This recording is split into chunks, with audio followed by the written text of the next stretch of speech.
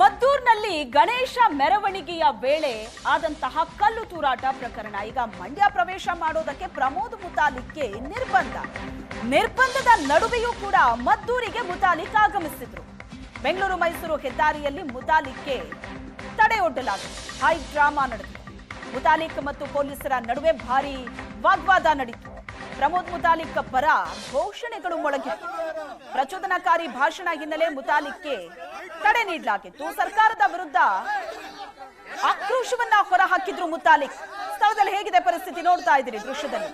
ಪೊಲೀಸರ ತಡೆ ಬಳಿಕ ಪ್ರಮೋದ್ ಮುತಾಲಿಕ್ ಅಲ್ಲಿಂದ ವಾಪಸ್ ಹೋಗಿದ್ದಾರೆ.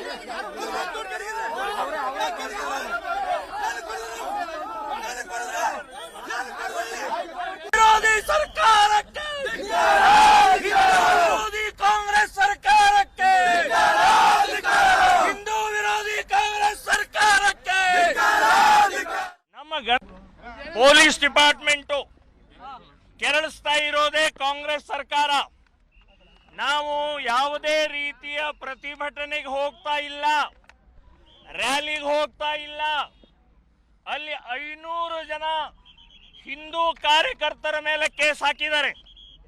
ಇವತ್ತೊಂದು 10 ವಕೀಲರು ಕರ್ಕೊಂಡು ವಕಾಲತಿನ ಸಿಗ್ನೇಚರ್ ಮಾಡಿ ಅವರನ್ನ ಕೇಸ್ನಿಂದ ಮುಕ್ತ ಮಾಡೋ ಸಲುವಾಗಿನೇ ನಾವು ಇಲ್ಲಿ ಬಂದಿದ್ದೀವಿ. ಇನ್ನು ಯಾವುದೇ ರೀತಿಯ ನಮ್ದು ರ್ಯಾಲಿ ಇಲ್ಲ, ಏನೂ ಇಲ್ಲ. ಸೊ ಈ ಸಮಯದಲ್ಲಿ ನಮ್ಮನ್ನ ರಸ್ತೆಯಲ್ಲಿ ತಡಿತಾ ಇರುವಂತಹದ್ದು ಅಮಾನವೀಯವಾದ.